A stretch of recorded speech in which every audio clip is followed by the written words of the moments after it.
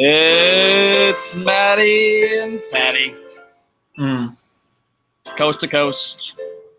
From Brooklyn, it's Pat McMenamin. In the golden fucking state, it's Matt Youngner. Say hello, Maddie. Hey, Pat. Well, shit. Shit. Fuck. Shit, Yep. fuck, shit. This is so Cleveland. If it happened to any other city, I wouldn't believe it. It truly is the darkest timeline. I mean, this is practically another level of Cleveland. It's so Cleveland, it's more Cleveland than Cleveland. Yeah. I am referring, of course, to the news. The news, not that starting center Anderson Varejao was lost for the season with the torn Achilles tendon that happened in December. No, that hurt. Not that card-carrying big three member Kevin Love was lost for the season with a separated shoulder in round 1. Not that J.R. Smith was suspended for the first 2 games of round 2. Not that Iman Shumpert pulled his groin. Or that LeBron James rolled his ankle on a dangerous blocking play that was called a charge during the Bulls series. I am referring to the news that the Cavs dropped a heartbreaker on the road Thursday night to fall in a 1-0 hole in the finals. And then Kyrie Irving, after playing through a right foot injury and then left knee tendonitis that caused him to miss games in round 2 and round 3, is now lost the rest of the season and, of course, the remainder of the finals with a stress fracture in his left kneecap. By way of introduction, we are 2 long-suffering and currently still suffering Cleveland sports fans who spend far too much time watching, reading, and thinking about the Cavs. We are unapologetic homers, but we are self-aware homers with brains. So if you'd like the informed, intelligent Cavs fans' perspective on all things Cavs, you've come to the right place. Finally, before we begin, a far too late warning.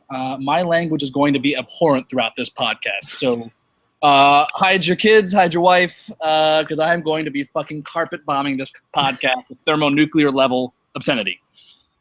I think I might have to join you this week, Pat. Thank you. I felt like a lonely foul mouth here.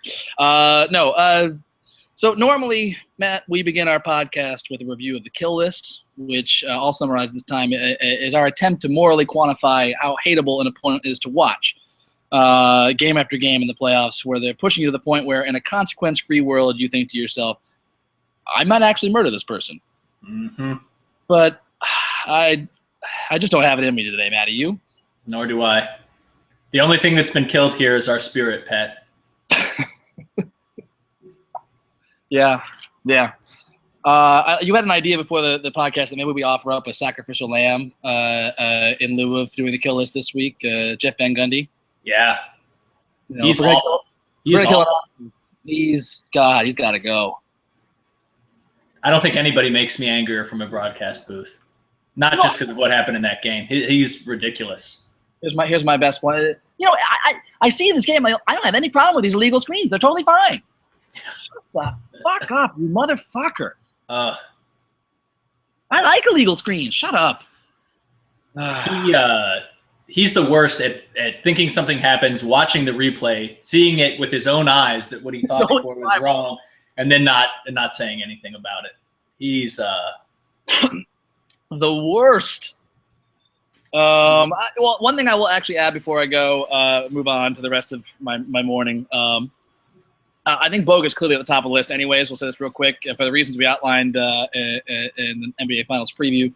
But I was remembering this morning. He actually trolled Kyrie's tendonitis before the big injury.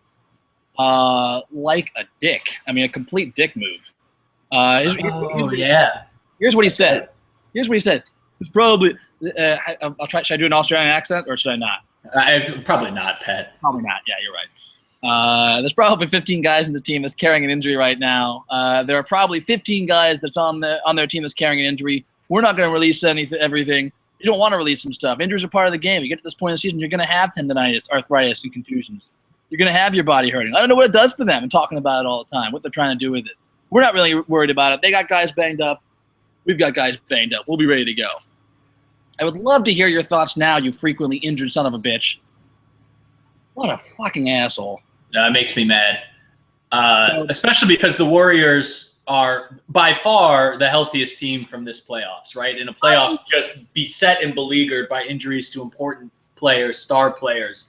They have walked away unscathed despite Steph Curry falling on his head and Klay Thompson bleeding from the ear. Right. Both of those guys are fine. Yeah, fine from those horrific injuries. They actually get up from those, like, no problem. Our guys step on a foot and, like, their entire leg explodes. Yeah. But the Warriors are Alice in fucking Wonderland here, just traipsing along. Like, not that I wish them to have not that I wish them to have injuries, and it's not their fault that they didn't have injuries. It doesn't take away from how amazing and awesome they are. And if they do end up winning the championship, they are a great team. They are a great team that deserves a championship if they win. It's just, God damn it, it's so fucking unfair. Okay, so maybe there is always room for talk about the kill list after all. I surprised myself. But what I wanted to talk about, spend most of this podcast talking about and getting off right off the bat. I don't want to talk about the injury off the bat, although we already have a little bit. I don't want to talk about, just how crushing the end was. I want to talk about Kyrie Irving's game for the ages. It was absolutely magnificent. Those Curry blocks, those steals, those incredible steals. Those were amazing. And, of course, those buckets all game. Maddie, talk to me a little bit about Kyrie's game for the ages, as I'm calling it. He looked great. Not good. Great.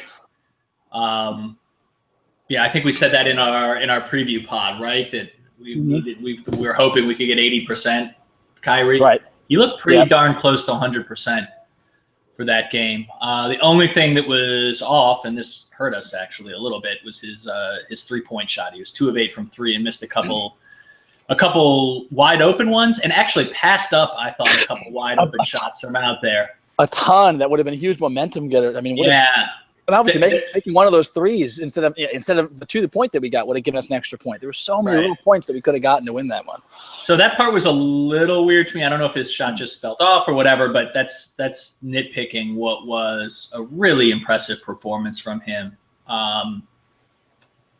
We win that game. We're talking about him outplaying Curry. Yeah. Right. Yeah. And did a nice job on him. I mean, he didn't cover Curry the whole game, but he's on him for a decent chunk of the game and hung for sure. Yeah, I think he was probably our best option on him, honestly. Yeah, I saw somewhere, and I wish I'd written it down, but I think like the Curry's shots while Kyrie was guarding him was something like 1 for 5 or 2 for 6. It was not a good percentage. Kyrie recovered well. He played. I mean, we started to really get them back into it. Curry really started to cook a little bit when Blatt tried to shake it up and put Amon on Curry and shifted Kyrie over to Klay Thompson. Which I didn't like at all. No, it really hurt the rhythm. It was going so well. Someone speculated that maybe that Kyrie was starting to slow down a little bit and was starting to feel a little bit. I just didn't see that though. Yeah. Something about like seeing him get like exploded on a bogut pick, a bogut screen. They wanted to like protect him a little bit. Maybe that was it. They wanted to like not play him the whole game because they were a little bit worried about his, I guess so, but Klay Thompson seems like a bad place to hide somebody like that. No, they really should have been hiding him on Harrison Barnes if they're going to do that. Absolutely. That was a mistake, I thought. And it showed. I mean, we definitely gave up like 7 points during that stretch until they shifted back. But I mean, in a way, I thought Kyrie's performance on Thursday night was better than his 57 points against the Spurs. That was one of those offensive shooting explosions and layup explosions, but it was his defense that really stood. I mean, he had his moments. Like I said, his 3-point shot wasn't falling. He couldn't always get to the rim, but he did a couple of times. Those guys with that wall they set up, he still slithered through, threw it up, got fouled, knocked the floor, and no call. And I'm wondering when that's going to change next year. I mean, I know a lot of it is his own momentum taking him down to the floor, the way he throws those shots up. Yeah, he doesn't look like he's drawing contact. That's part of it.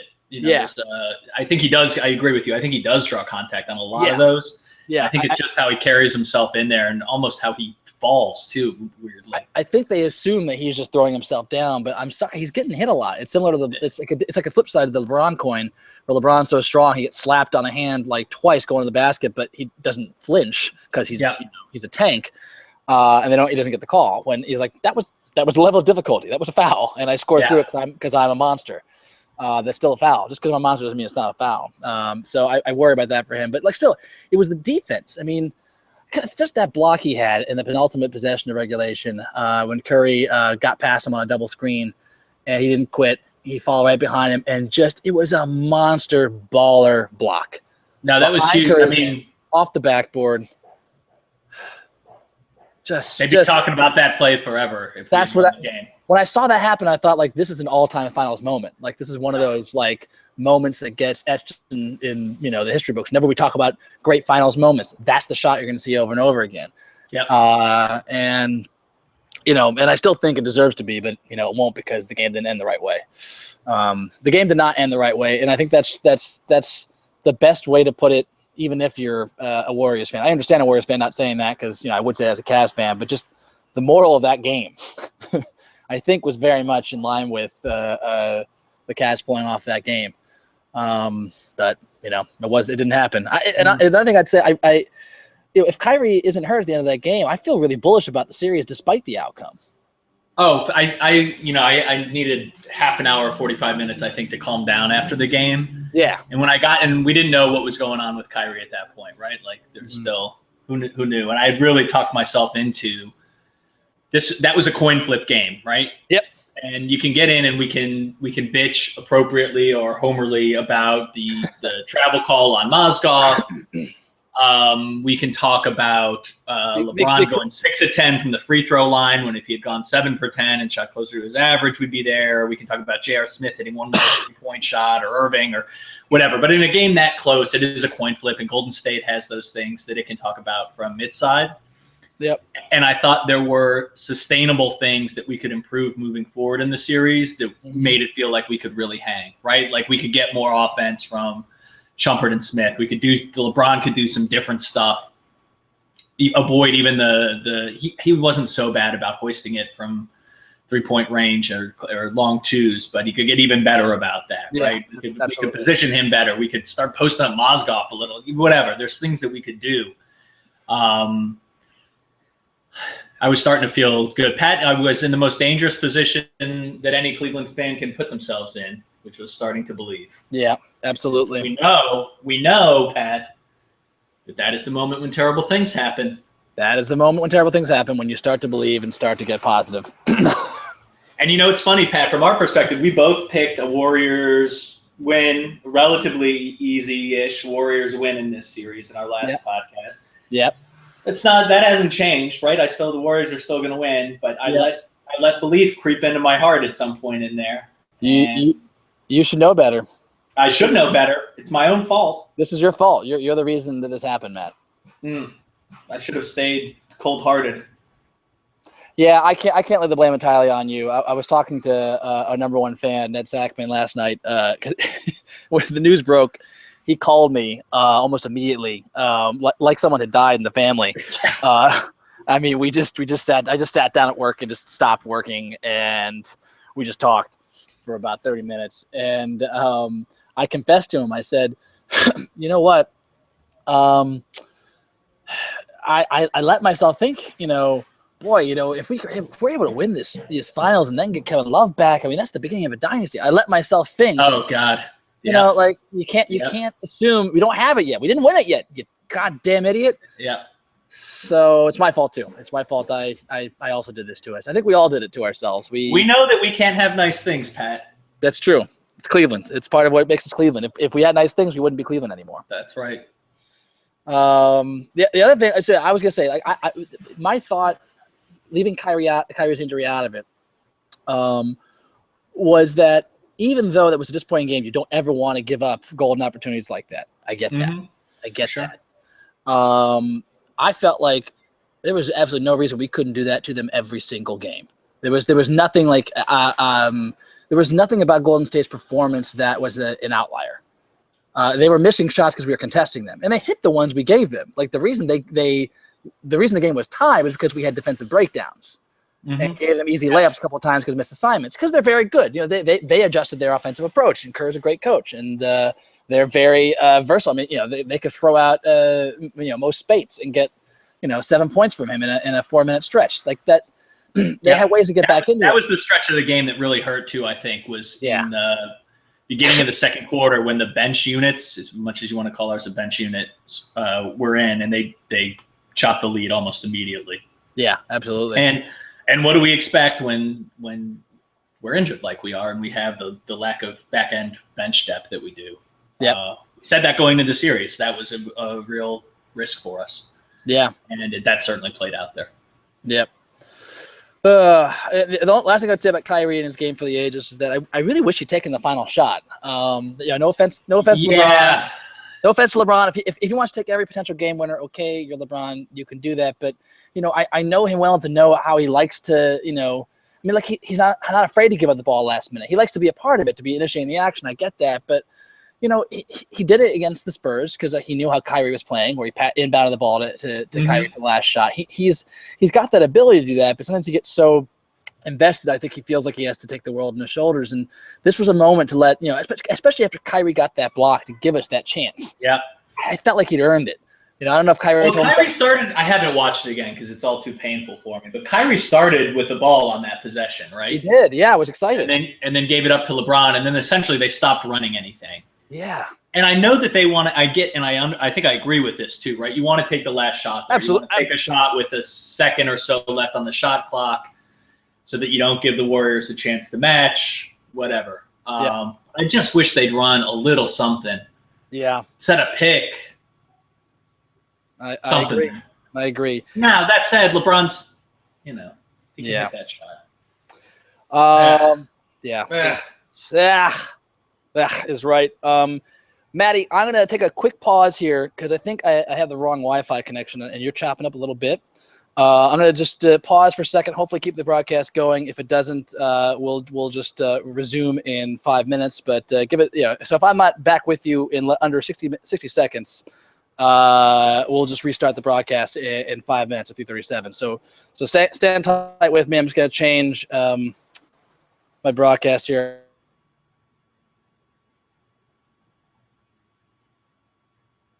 Okay, Matt, are you still there? Yeah, I'm here. Beautiful. Okay, that wasn't so bad. I just realized you're getting my Wi-Fi picked up my upstairs neighbor's Wi-Fi, so it wasn't as strong as it could be. So good. We are still going. We're still live and moving on to. Unless you have anything else you want to say about Kyrie's game for the ages before we move on to a little self-loathing here. It almost hurts too much. There is this too, which is, do we need to start worrying about Kyrie being a Mr. Glass? Yeah, I don't know if it's too hard to go into that now, but it is a little. And let's talk about that in a second. That's sort of part of my self-loathing section of the podcast, where we talk about the injury, the extent of it, what the latest is on that, and I'll break the news now. Kyrie Irving did have successful surgery just about an hour ago, and everything went well according to the Cavs press release. So they say a 3 to 4 month timetable for him to return. Which should be back for the start of the season. Let's see. Yeah, I guess so. Yeah, he should be back for the start of the season. Whether he's playing by then, I bet he will be. I bet he'll at least be limited minutes, game ready by the start of the season. But honestly, I was saying to Ned last night, I'm fine with him waiting until December, take a long rehab. In fact, sit out half the season.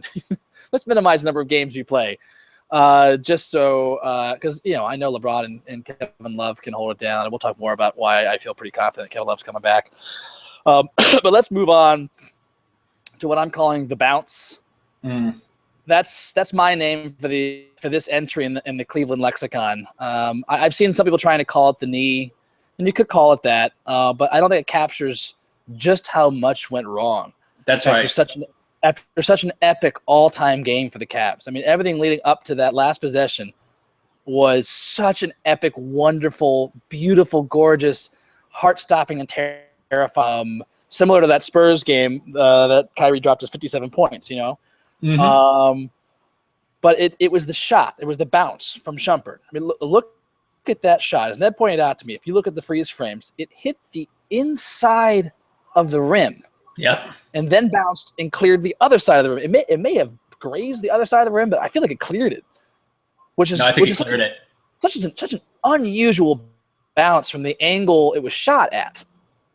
You know? Oh yeah. I mean, when have you ever seen a ball bounce like that? I mean, it happens, but it is unusual for sure. Oh, well, I'll take the air out of my sails there, Matt. Thanks. Sorry.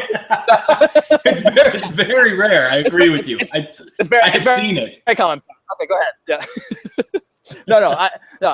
What I mean is, it's a very unusual bounce, a very Cleveland bounce, if you will, to hit the inside of the rim and not go in. And the funny thing was, when I saw the angle on it, I thought, oh shit, the chance, the rim. I thought it had been going in. I didn't think it was going in until it hit the rim, and then I thought, like, when it hit the rim, I was like, "This is it," and it bounced out. And but think about that. Think about what that bounce did, what it meant. Instead of a 1-0 series lead on the road with the healthy Kyrie, we go into overtime, where Kyrie breaks his kneecap, turns the ball over, the Cavs don't foul the possession, and Barnes hits the clincher to put them up 7 points on us. I mean, we were only down 4 at that point when Kyrie went down. The game wasn't out of reach yet, still. Held down, and he turns the ball over on the broken kneecap. And because he can't get back on defense, we're playing 4-on-5, and everyone's decision they should foul and give. But maybe they forgot maybe they're still in fourth quarter mindset where they were in the bonus. So we left Barnes open for a wide open 3, and he drilled it. And we're exhausted 7-man rotation. Now we're down 0-1, all because of an otherworldly bounce on the ball that everyone else thought was going in, including everyone in that arena thought it was going in. Harrison Barnes burned us on those open 3s, Pat. I warned you. I warned us. 40% 3-point shooter in the regular season. We can't leave him open. We cannot leave him open. I think if you contest his threes, he's not hitting those. In fact, like, he had some contested threes and he missed those. And he didn't do anything else offensively, really. I mean, now he's 3 for 5 from 3-point range. He was 1 for 4 otherwise.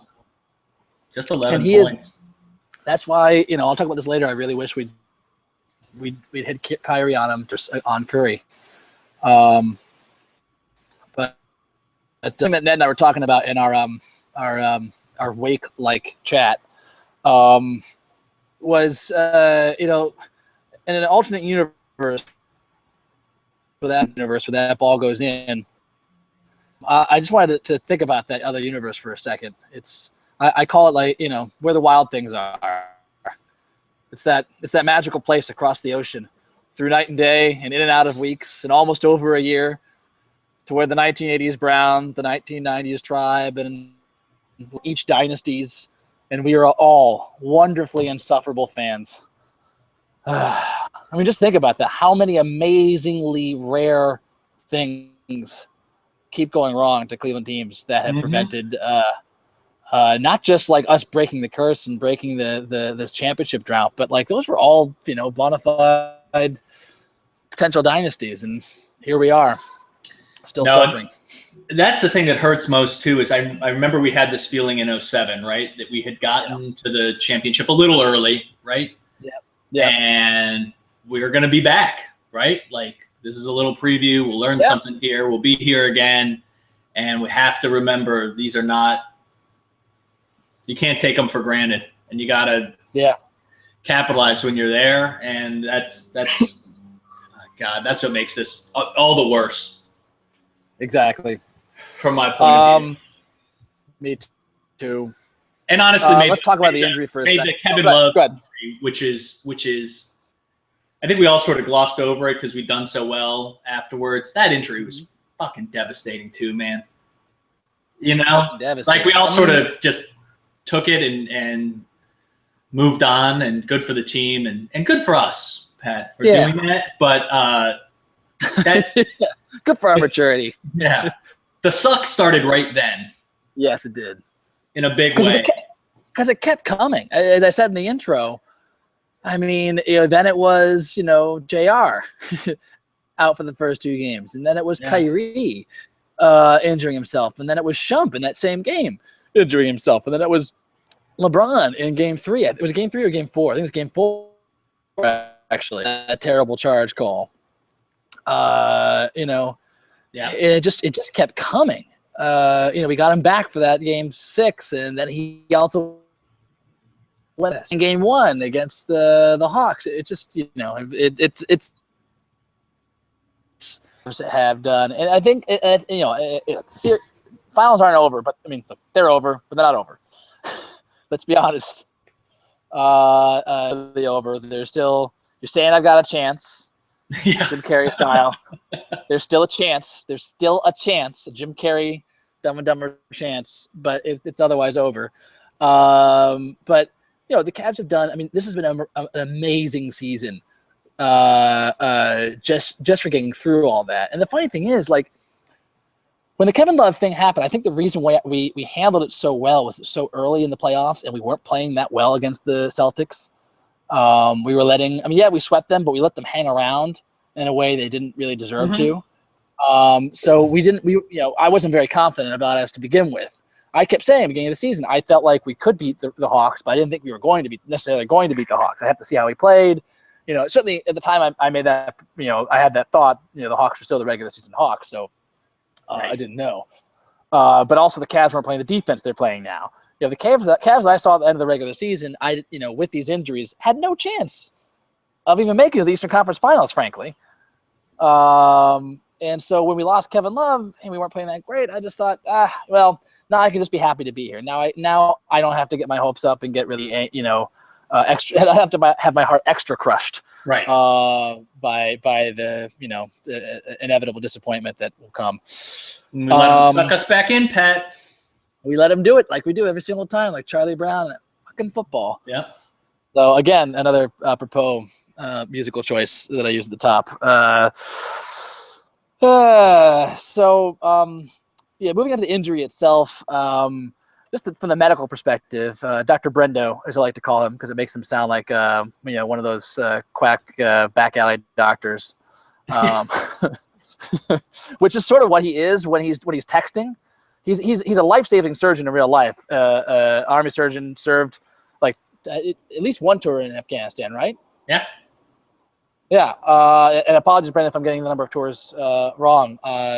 He was there for a while, and it's some amazing stories for us about what he did there. So he actually knows what he's talking about, particularly with knees. He's an orthopedic surgeon, and has saved a lot of people and ligaments and joints and all that. But I love getting his candid just from eyeball of his television diagnoses. His television diagnoses are incredible. And to his credit, more often than not, very right. But I love his unhesitation. A lot of doctors would say, hey, I haven't had a chance to examine the knee. I can't get up close. I only saw the replays. Dr. Brendo is completely confident as to what happened. No, right in with the diagnosis immediately. Immediately, which I love. We love you, Brendan. Yes, Dr. Brendan Massini was terrifying me yesterday when we got the news because, as we thought it was non-contact. That's what everyone on the Cavs was saying, that it was not a contact injury. I think even Kyrie had said it wasn't contact. So when you hear fracture, you think, how the hell does that happen? I don't remember hitting the floor that hard. So Brendan's speculation was that it was cartilage. Cartilage fracture in addition to bone. It's something involving the tendon in a gobbledygook way that I don't understand. It got very scary there. Yeah. I was terrified. Brendan was telling me everything's going to be fine, and that's how I knew that it was all over. I knew we were done for. I've seen the movies. No way. But this morning, some better news. Let me go back to the tape here. What did Brendan say? I'm pulling up the tweet, or the text, excuse me. He says, article says they took an MRI to find it stress fracture, most likely. Much better prognosis. We had kids back to playing football at Army with these. So it seems like no problems with ligaments or cartilage. So that is enormous. I also read a Fear of the Sword piece by Trevor. I'm going to butcher his last name. Magnetti? Shit. What is his name? Hold on. Do you remember what I'm talking about? Did you read the piece? I haven't. I actually have not been able to read stuff since. Well, I was able to, so I'll give you some update. It's Trevor Magnotti. Apologies to Trevor, who's another good follow on Twitter. He was saying, incidentally, that there is some track record for tendonitis contributing to a fracture because it weakens like the joint or the kneecap in a certain way, makes it brittle. I don't know where he's getting that exactly, but it all sounded very intelligent, so I assume he's right. But it doesn't mean that that's what happened. We still don't know that. But the more encouraging thing from his piece was he listed all of the guys who've had knee fractures similar to Kyrie's. That includes Blake Griffin, obviously, his rookie season was from that. And obviously he's amazing now, so we can expect the same thing from Kyrie. So there you go. Hot take, as he said. But Kyrie's also, gonna start dunking on fools? yeah, exactly. He's gonna start having amazing Kia ads.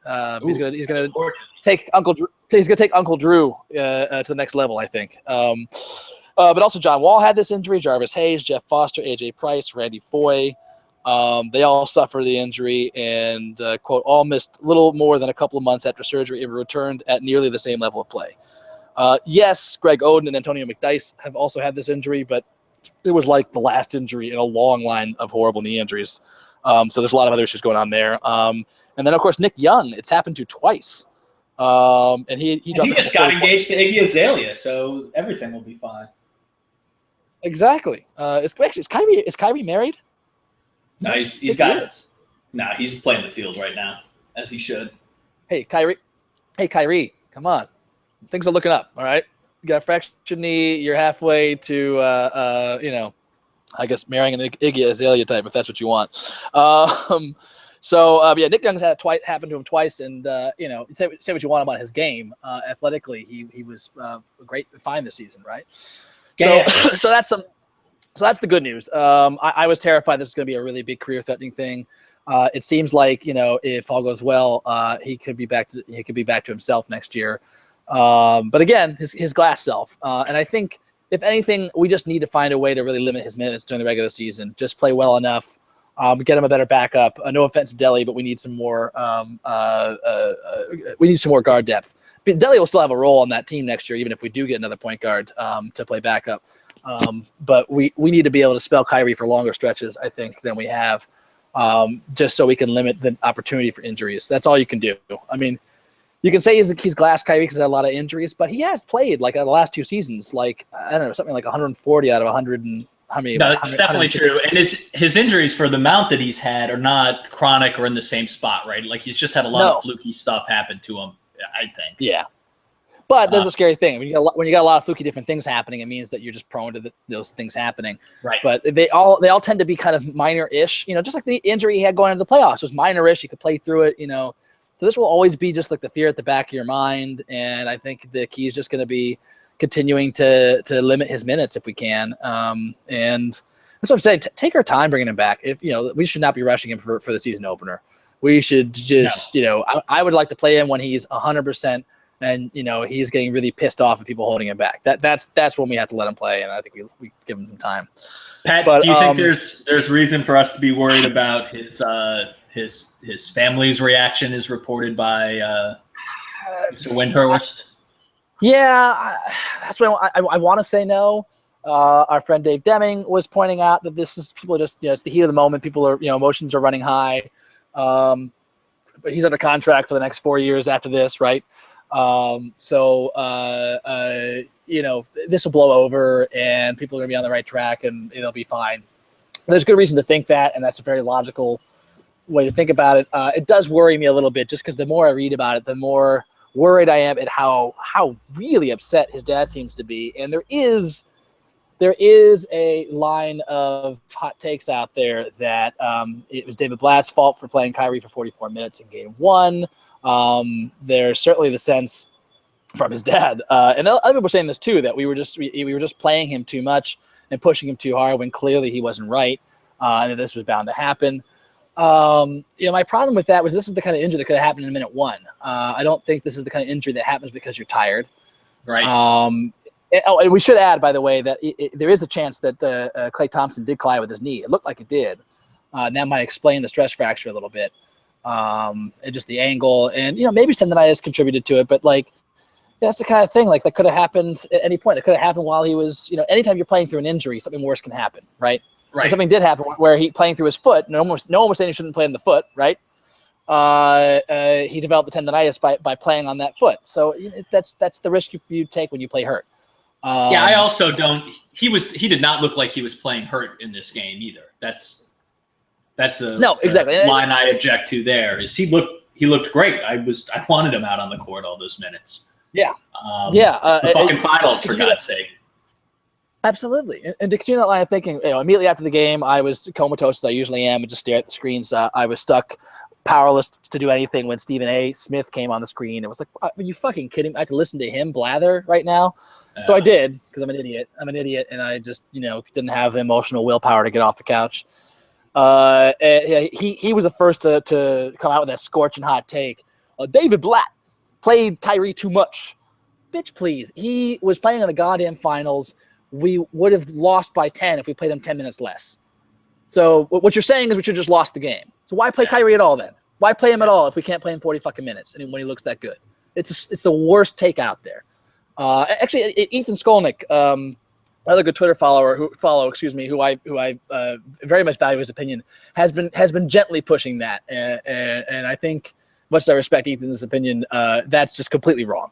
There's no really good argument for that unless you're Kyrie Irving's dad. I understand his dad being protective of his son, but reading those reports of him slamming the door after the closed door meeting with Kyrie, his agent, and Cavs GM, and then standing around bitching with friends and family about the Cavs, that does worry me.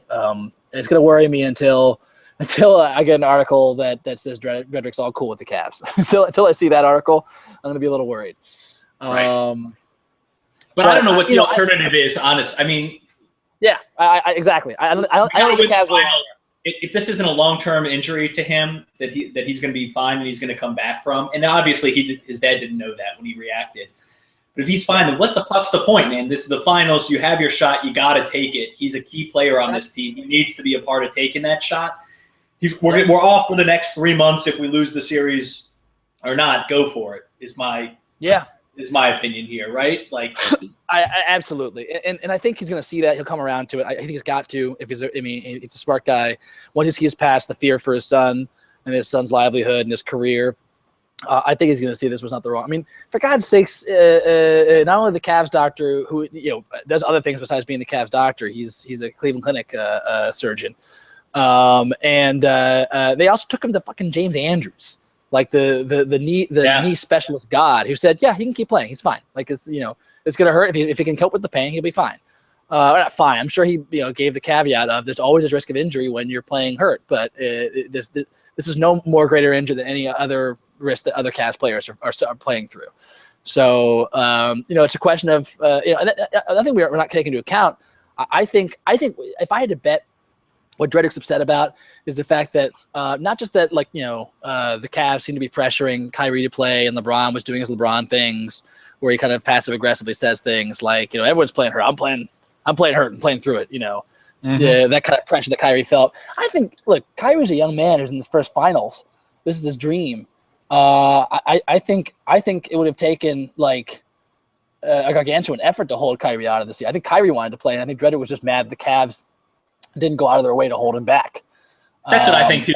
That's a big point, is that ultimately I don't really give a shit if his dad's upset about stuff, right? It's a dad. He should have dad emotions and reactions, and that's fine. I don't begrudge them. But Kyrie's a grown man who's getting paid a lot of money, who wants to play in these finals. I don't. Exactly. I don't think we need to worry about this. I think as much as I don't like agreeing with Deming, I think he's right on this one, right? This will blow over. No one ever likes agreeing with Deming, but sometimes we have to. Sometimes he's right. So, Matt, I don't know if you know this.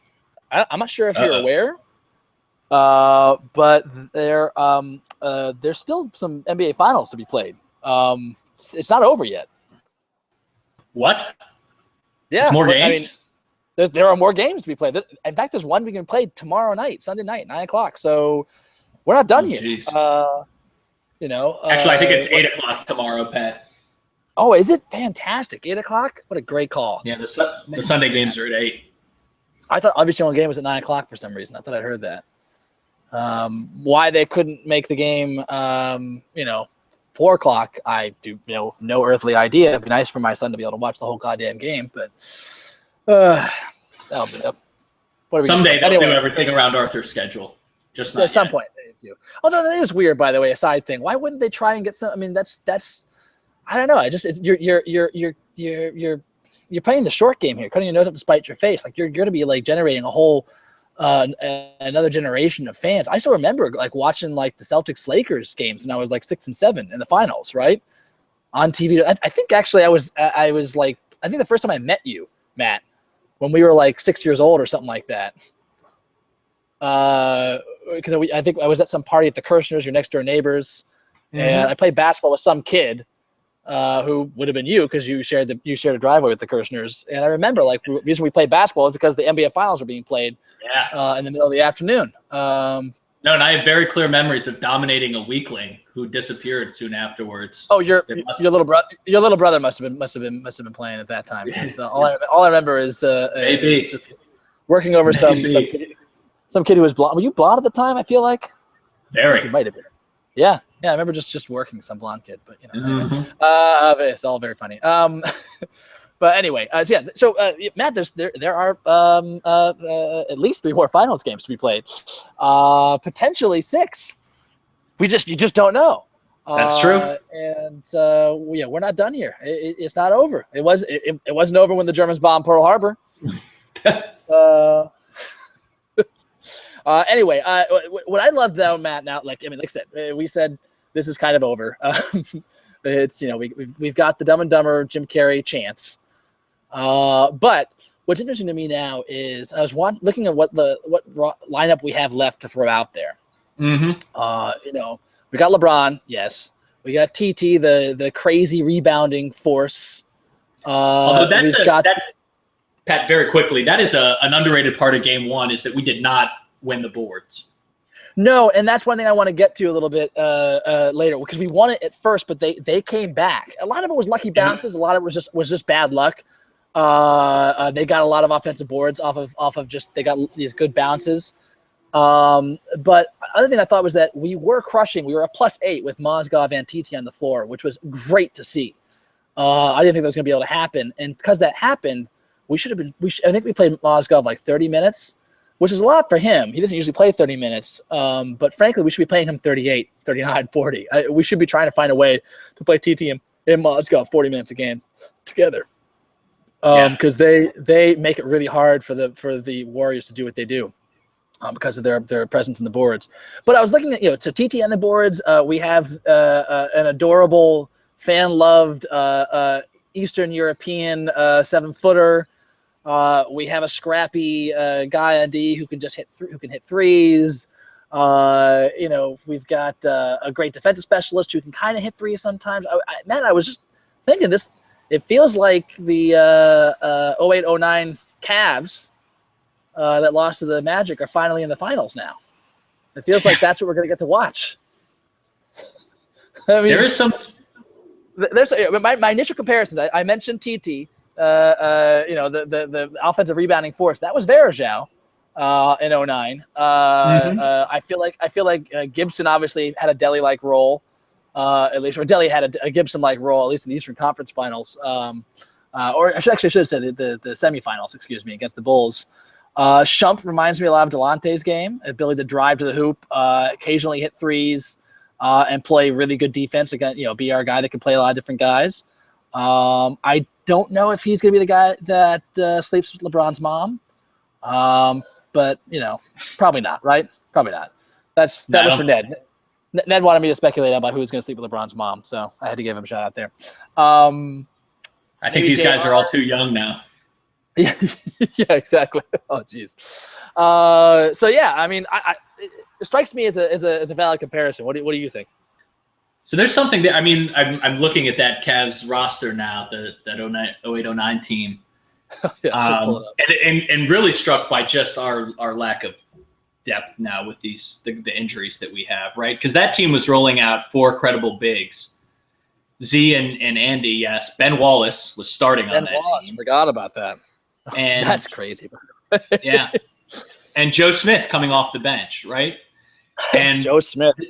That is something that we are, like, I really felt in that game was how nice would it be if we could have a Joe Smith, or in today's lexicon, a Mo Spates. Yeah. Sitting on our bench, ready to come off and play those minutes, or even a Festus Ezeli, right? Like that. Yeah. And it's obviously it's because of injury, right? We should have Andy and TG coming off the bench for this game with Love and Mozgov in the starting lineup, and then what a difference that would make. What an amazing difference. But you're right. There's a little something there. I mean, minus 2 of our big 3. Wally Zerbiak is Mike Miller. Yeah. Yep. Yeah. Sasha Pavlovich could be somebody. Who's Sasha Pavlovich? I don't know. Sasha's better than the other. That's true. The other wings was better, shockingly, than the other wing options that we have right now, I think. Is it Joe Harris? Jones, I guess. Yeah, Joe Harris. Yeah, I don't know. I mean, on the upside, we do. You know, what Ned had said. Ned thought that was an insult, though, to how good the 7-man rotation we do have for this Cavs team still standing. This 2015 team, because Shump is better, I think, than Delonte West. As much as I love Delonte West, I think Shump is a better defender. He's bigger. He's bigger, a little bit more sane. And actually, there was a great piece by I think Chris Hayes in Cleveland.com. He talked to Delonte West before the series, and Delonte apparently is still pulling for the Cavs and talks about how he feels like LeBron saved his life twice during that season when he was awaiting charges on that crazy gun charge he got. Yeah, where he was riding that 3-wheel motorcycle with guns strapped to his back and a violin case. That was amazing. That's crazy, right? But apparently, right before he left training camp to go back home and have like some time for his own space to work things out, LeBron came over and sat down and talked to him for like 10 minutes before he left, and it put him in a good frame of mind and kind of calmed him down, made him feel better about doing it, and got him out of his the downswing of his bipolar affliction. And same thing before they got in the plane, he almost didn't make a plane because he just was having a freak out. And LeBron and I think Lorenzen Wright both ran out and talked to him, and Lorenzen Wright gave him a big bear hug and started quoting scripture to him, brought him back on board. So I don't know. We don't have anyone like that per se, but I think to say Shump is an upgrade there. I agree. J.R. Smith, it's an upgrade. Crazy as he is, our own brand of crazy over someone like Mo Williams. And much as I love Z, Mozgov can jump and dunk. That's a big, it's a big addition to Z's arsenal that I don't think he ever had. Over late period Z, for sure. Yeah, late period. Yeah. I can't now. Unfortunately, he can't shoot, as we saw. Yeah, demonstrated on whatever that terrible play call when we came out of that timeout near the end of the game, and we set up a 16-foot Mozgov. Yeah, I don't think it was the plan, but it seems like that's what they gave us, and we just made the right basketball play of he's open. It was like a 15-footer, I feel like, right? It was like near the free throw line, I felt like. Yeah. But it wasn't, it wasn't the ideal shot that late in the game, No, that's not what I want happening then. No, not at all. So, but I don't know. The reason I bring up that Cavs team is that Cavs team should have won the finals. I felt like it was a stronger team than the year that we added Shaq and Anton Jameson, because it had a real defensive identity.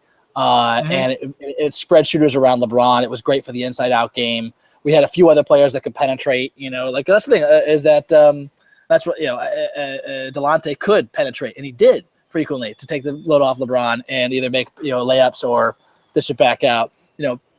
We had ways to improve and ways to kind of burn teams. So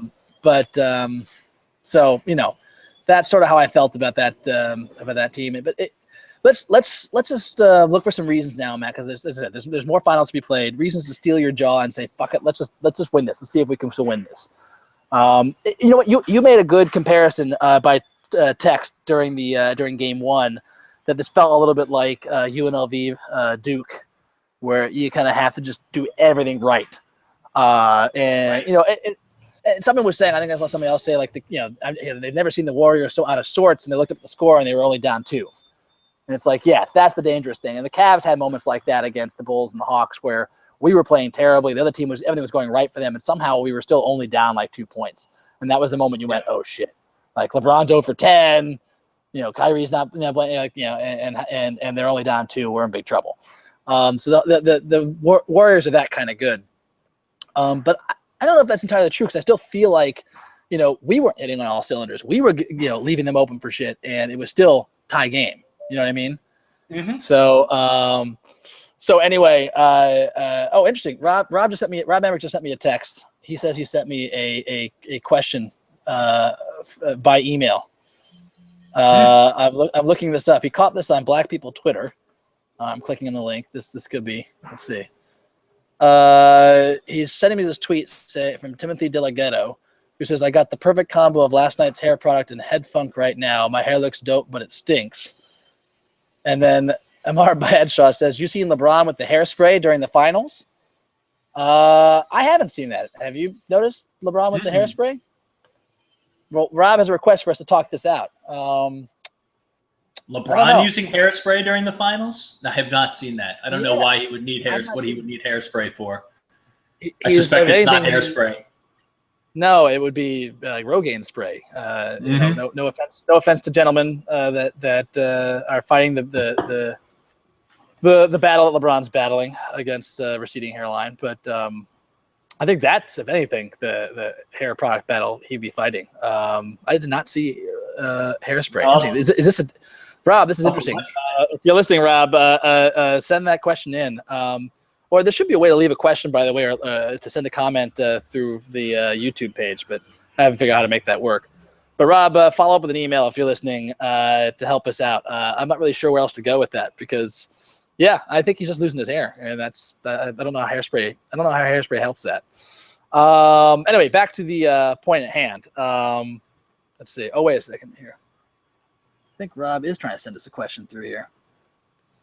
Well, anyway. But when I see it pop up, I will go from there. But anyway, so yeah, going back to he says, look at the picture. He says, hold on a second here, hang on. All right, hang on. Look at the picture. Okay, looking at the picture of Amar Badshaw. That picture, or wait, hold on a second, hang on.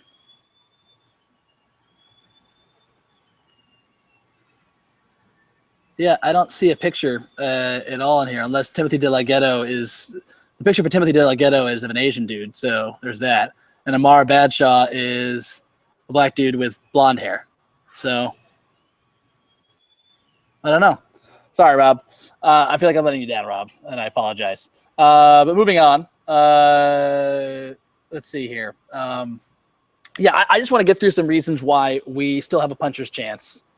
Or the 0.1% chance of pulling this out. So let's just start talking strategy. What can we do to actually continue to hang with these guys, Matt? Do you have ideas off the bat you want to share? I mean, it's really hard, right? Because on the one hand, we need to replace a lot of offense. Yeah, a ton. And it seems to me start JR, I think. And have that be our LeBron and Shump do the ball handling primarily, and JR can handle the ball a little bit. Right. I don't know where strangely coming off of game one though, I worry about our defense and who we're sticking on. And I guess that means you stick Shumpert on Curry, which is risky, JR on Thompson, which is also risky, and then let LeBron guard Barnes and float. I sort of want to do that.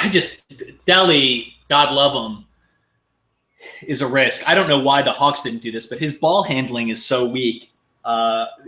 When he was in towards the end of the game the other day, I was just terrified that he was going to get his pocket picked, right? Just bringing up the floor. It was like a chore for him to bring the ball up the floor and toss it to LeBron on the wing. That took like 10 seconds. Yeah. Every time. He's just not quick enough. His handle's not good enough to really do that sustainably. And I think that's going to continue. We need more guys to play. We can't play a 5-man rotation for the whole game. And I don't know who those guys just aren't there. Yeah. Here. Let me throw something out. I think to me, there's 3 things we got to do to give ourselves a chance. One is that you have to start JR. I know it makes sense to just plug Delly into Kyrie's spot, but I think you need to have Delly be the guy coming off the bench, particularly when Livingston comes off the bench. Delly, I think, can survive longer and be more of an asset when he's playing against Livingston than against reigning fiery death from above Steph Curry. I think also if you do play Delly against for any significant minutes against the starting lineups, you do what I thought we should have done with Kyrie when you want to give him a break from Curry. Put him on Barnes. Mm-hmm. I think Delly can handle Barnes because Barnes tries to post Delly up. Delly's going to make him feel it.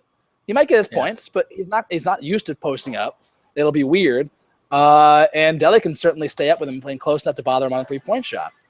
And you put Shump and JR, mix and match on Curry and Clay. I think that's exactly what we have to do. And also having JR in the starting lineup means that you have more options on offense early so you don't get into a big offensive hole to start the game off. And then the other thing I think we need to do is a lot more motion on LeBron post-ups. And Shump had talked about this. Like they had a tendency to stand still. And the funny thing is that the Warriors would they played the let LeBron score 44, even though I take LeBron's point. They didn't give him 40. He got 40. But the point being they didn't send help aggressively. They sent it late, and they mostly stayed to their men on the perimeter to take away his passing. They wanted to make him score, which he did. And they did not, interestingly, also let him get to the bucket. Right? He had 0 shots in the restricted zone. Yeah, which felt weird to me. No dunks. I felt like he had more, but you're right, he didn't. He had them really near close enough. It was just outside the paint. Yeah, they were great, but they were not letting them get all the way. It was good defense, I thought. No, exactly. But that was the thing, is that he really did kind of earn those points. He played really, really well. But so what I think we got to do, and Shump was alluding to this, just move a bit in the perimeter, because those guys just stand in those lanes, put their arms up, and there weren't a lot of passing lanes. So run around the perimeter, run to the other side. They're either going to have to follow you and get out the way, or you're going to have a wide open 3 on the weak side. Or as LeBron gets to the post, that's when they help. They come to help just as he gets into the paint. When he just gets into the paint, if LeBron does that, he knows he's going to have guys open either on the baseline or I forget what they call it. The stat geeks. I'm not that stat literate to say it right, but just from the elbow basically. Mm-hmm. There's going to be guys helping from there, and he'll be able to hit those guys for 3 or cutting the basket for a dunk.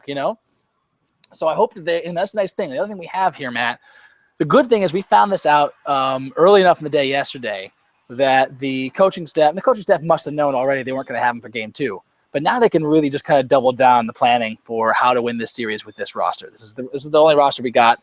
To quote once again the great Gene Hackman in the movie Hoosiers, hey, got it right there. In the movie Hoosiers, this is your team. Yeah, this is it. There's no one else. Or is there, Matt? To bring up another point, we're gonna have to expand the bench here. So obvious candidates would be Mike Miller playing some time, or the Matrix coming in and playing some time. But we're gonna have to because we can't play these guys that many minutes, so we're gonna fall apart in the 4th quarter. Jason Lloyd reported today, Matt. Tweeted. I saw Anderson Varejao was running and dunking during Cavs walkthrough on he said Thursday morning, which doesn't really make sense because that was I guess maybe he was saying it was before the game. Doesn't mean he's game ready, but it's a good sign nevertheless. And I do wonder, this was the storyline. Black didn't really rule it out. But if we need time in particular, to keep TT fresh, because that was my big point earlier when we talked about how TT was not the force that we were expecting. He was early on. He had like 9 rebounds or 7 rebounds in the first quarter, which is destroying them early. He kind of faded down the stretch. And I remember this one point where he switched on to Curry, and Curry gave it up and got it back and hit that shot from the corner where he's missed 1 shot all playoffs. I was watching TT. He looked gassed on that play. Normally he would have recovered and put his hands up much quicker and could have actually really bothered that shot. But he was playing so much. I don't remember when he sat. I know you told me he sat at some point, but I don't remember. He played 47 of the 53 minutes. He was our minutes leader. That's incredible. He can't play that many minutes. And if Varejao is ready to go, I mean, I hesitate because he's also another one of those glass guys the last 5 years. And you don't want to rush it. He hasn't played in 6 months. Yeah, I know, but if he's been exercising and is close to game ready, maybe he plays some minutes. I don't know. I talked to my brother about this, and I think our consensus was if we want to do it, we should wait till we're back in Cleveland and just bring them in just to blow the roof off of the fucking place. That's a great idea. And hope that you can just have a Willis Reed moment that carries us through. Yeah, because there's no way he can offer credible play right now. I can't imagine that. But I agree. And also the first option's got to be Miller and Matrix, who've been playing all year and have had experience this season, playing important minutes. And they're pros. They've been staying in shape this whole time, whereas Varejao's coming back from an injury. He hasn't had any rehab. He hasn't had any rehab games, so that's kind of crazy. But much as it pains me to say it, I think we might have to see some Perkins minutes. Wow. Yeah. Pat, it's the darkest timeline. What did I tell you? Did you just say – did I just hear Matt Youngner say we're going to have to see some Perk minutes in this series? I mean, I don't think so, give those guys some rest. I disagree. I'm going to tell you why. I mean, I don't want to see them. There's no point. We might as well play 4-on-5 to rest TT if you're going to put Perk out there. Perk is especially in this series. I can see the reason we got Perk was to help against those lumbering big guys. I forget which series it was. It may have been the Bulls series or a Bulls game in the regular season where we lost the game because Mozgov and TT got into foul trouble and we had no one else who could bang with their big dude. And that would have been Perk. It would have been great. He was an emergency minute guy. He's not an emergency minute guy in this game. He's just not. There's no way he's going to be an asset on the floor. He'll be beaten by everybody. We might as well. Come on, Bogut, quickly. But Bogut doesn't play enough minutes, and that doesn't rest TT at all. That doesn't give you the Tristan rest. Bogut played 28 minutes. You'd have to do it at a weird time. You can't start him, obviously, but that's my point. Is that Bogut doesn't play enough minutes where that becomes a helpful way to rest somebody. I think you're better off resting these guys going small with Matrix or seriously Mike Miller. Mike Miller's the guy I probably would go with just because he might get hot and hit threes. You never know. When you're desperate like this, you just got to go with a guy who's going to be able to have that crazy ass game, and he's one of those guys. I don't know where you hide him. I don't think you start him, obviously, but when you start bringing some of those weird second lineups for Golden State, I think that's where you could sneak Mike Miller in and get some real minutes and rest TT a bit. I agree. I think we see Mike Miller here. I agree with you. Yeah. But again, if we need to rest TT and we can't rest LeBron at the time, to play the big man role, or we don't want to. We also need to rest Mozgov because he's got foul trouble. That's where I see Matrix coming in at least for some motion on offense and some decent defense. He's long arms. He's quick-ish. Even in his old age, I think he'd be able to give us some. I wouldn't call him plus minutes, and certainly wouldn't call him average, but maybe just under average minutes, which is maybe the best we can hope for in this situation. I mean, that's the only real hope here, and this is not a hope because it's not possible. I don't think is that LeBron has yet another gear somewhere in him. Mm-hmm. He took 38 shots in that game. Kyrie took 22. Yeah, Kyrie's 22 shots got to go somewhere. Some of them should go to Shumpert, who only shot 6 times. Some of them are going to have to go to J.R. Smith, who only shot 13. Delly's going to have to shoot a little more. James Jones. But I think some of them go to Bron, man. And dear God, We said this before, right? If the Cavs win this series, it jumps LeBron a couple levels. That's the other thing here. Absolutely. If the $1 billion shot comes through, that it's going to involve him doing something that nobody's ever seen before, and I don't think that's going to happen. I don't think that's close to happening, but. Nope. I agree. Hey, Maddie, our loyal listener Rob Emmerich is sending us more comments through the system here. Before I get to them, I just want to. So, Rob, stand by. We're going to get to your questions in a second. I wanted to add a few other things before we let this go. Reasons for hope. One, WFNY's Kirk tweeted out earlier this morning. Justin Bieber is apparently a Golden State Warriors fan. So we got that going for us. That's good. That helps. That helps. Another positive point, as you may have seen, Kevin Love, was talking to reporters and kind of going out of his way to talk about how badly he wanted to play in this game and how much he wants to kind of keep this thing going. So he said a lot of positive things while, there's always still a chance that he leaves. I am not really afraid of that anymore. I think he'd be crazy to go anywhere else. I think the worst case scenario, even though the worst case scenario, of course, is him walking. The worst likely scenario, I think, is him just doing a 1-year deal, hoping to cash in on the big next offseason. Mm-hmm. So that's my feeling. No, it's going to feel good. And all the Zach Lowe's always saying this is, the Cavs fans think he's coming back, but everything we hear is he's going to. Kevin Love's really starting to paint himself into a corner for next year. Yeah, I mean, his relationship with Cleveland. I don't think he can walk back. This isn't Carlos Boozer making a promise to a blind man in a room with no witnesses. This is very public at this point. Right. I don't think he can walk it back. Yeah, I agree. All right. So first of all, Rob sent me an Instagram of the picture in question. Maddie, are you on your computer? Can you look at it if I email it to you? Yeah.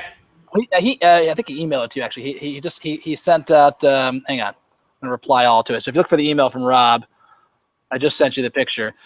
It's an Instagram picture, which we'll post in the comments below immediately after the segment. Or actually, I'll try and post it right now if I can. Comments right here. But it's a picture of LeBron clearly showing, his receding hairline. It's kind of a mean picture, frankly. It's really mean, Rob. But they're saying that overtime had LeBron sweating his hairspray out hot is what this guy says. I just don't see that as hairspray. I see that as just being him sweating and just a bad angle showing his thinning hair. I kind of love that this is the way LeBron's hair is thinning because he's going to look just like old LeBron from the LeBron's commercials when he gets older. And I hope he does go that route. I hope he just grows it out like crazy fro style on the sides with the bald underneath. I think that's going to be awesome to see a guy like that flying and dunking in his 30s. That would make me really happy. Pat, is somebody with 6 years on LeBron and similar hairline issues? Yep. Sweating makes it worse for sure. Because it just mats it down, right? Correct. And that's what I'm seeing. Together, it does not spread out to cover your pate. Yeah, it's a weird picture because it's a picture taken of a TV screen, so it's hard to see. I wouldn't say this is hairspray coming out. I don't know enough about black hair either to know how you use hairspray with hair that short. I don't know if you have any personal knowledge of this realm of knowledge. Me? I have no personal knowledge. No.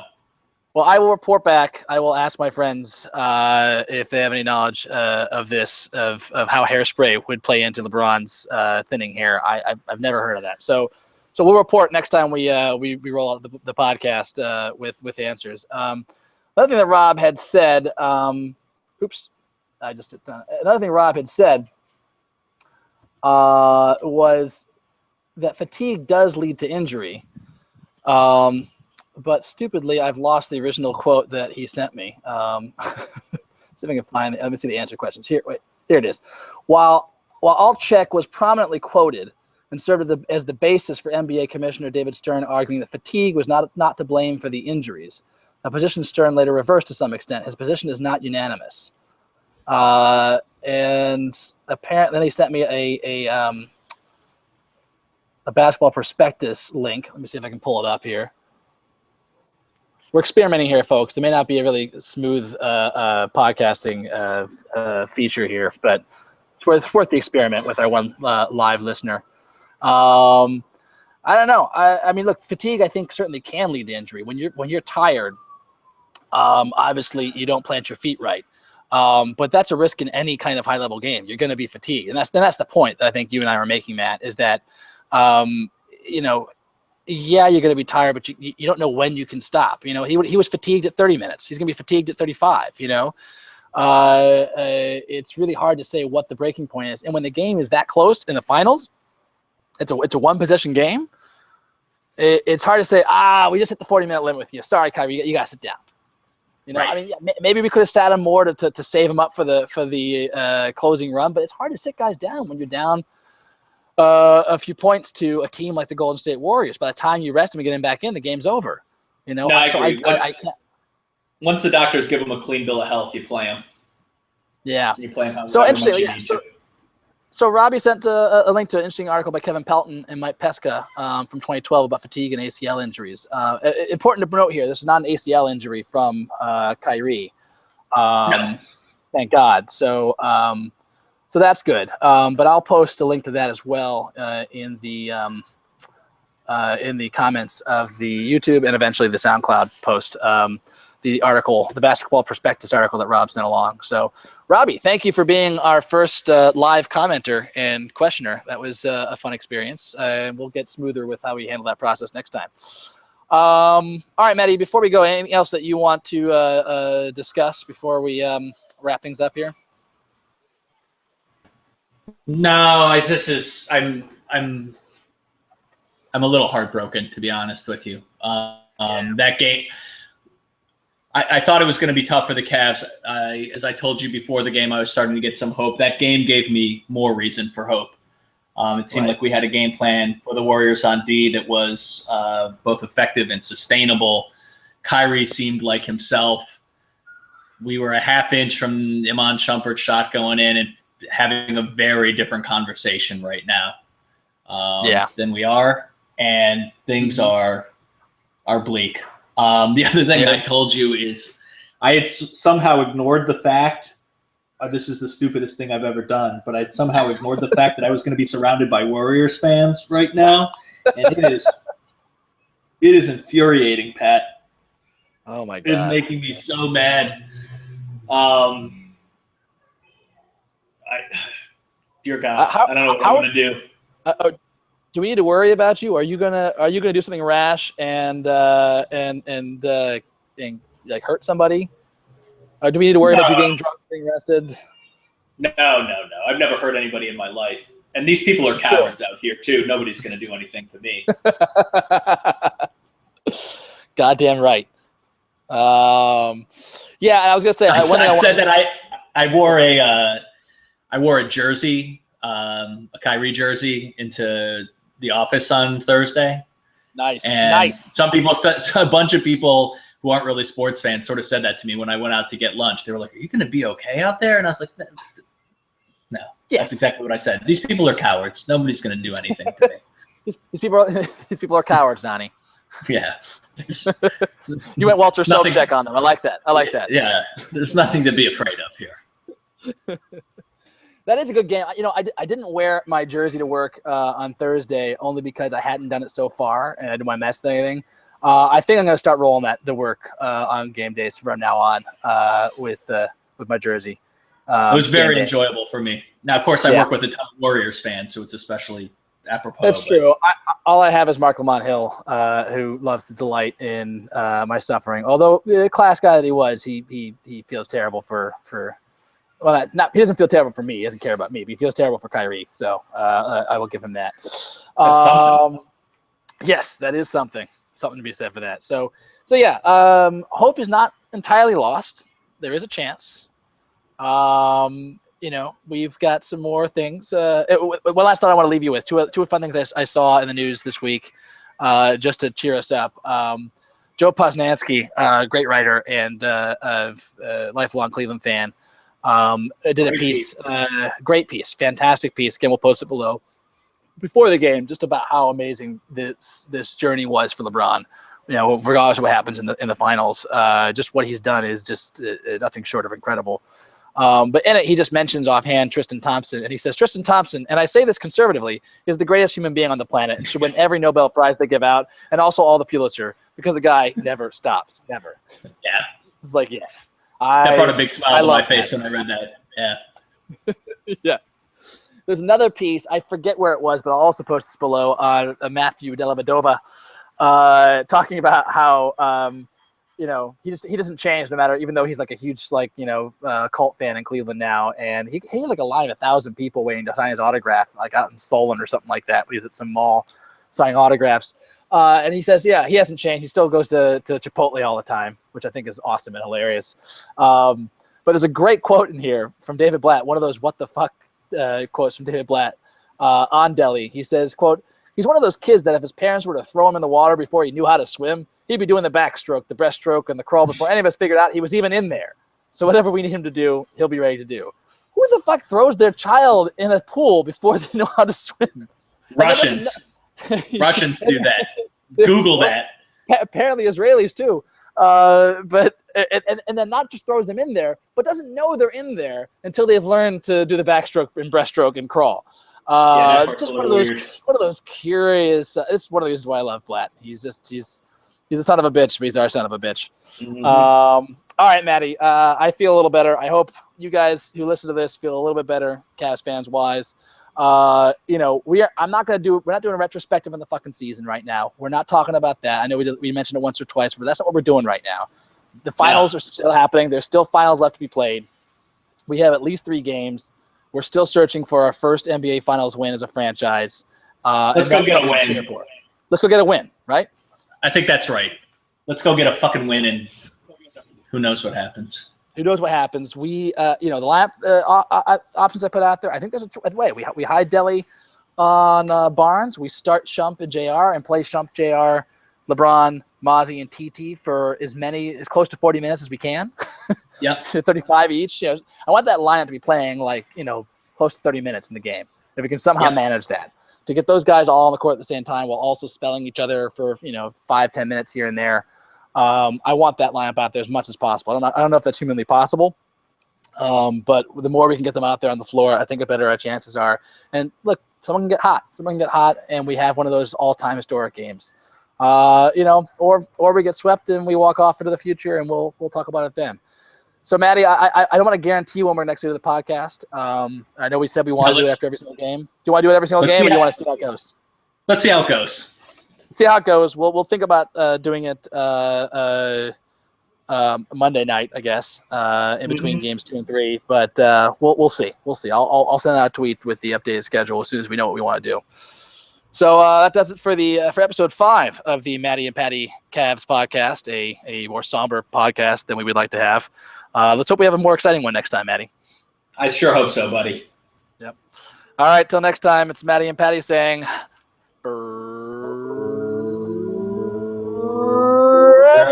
friendship. That was pretty good. Not bad. That was better. I think we did better that time. All right, man. Take it easy, buddy. Talk to you soon.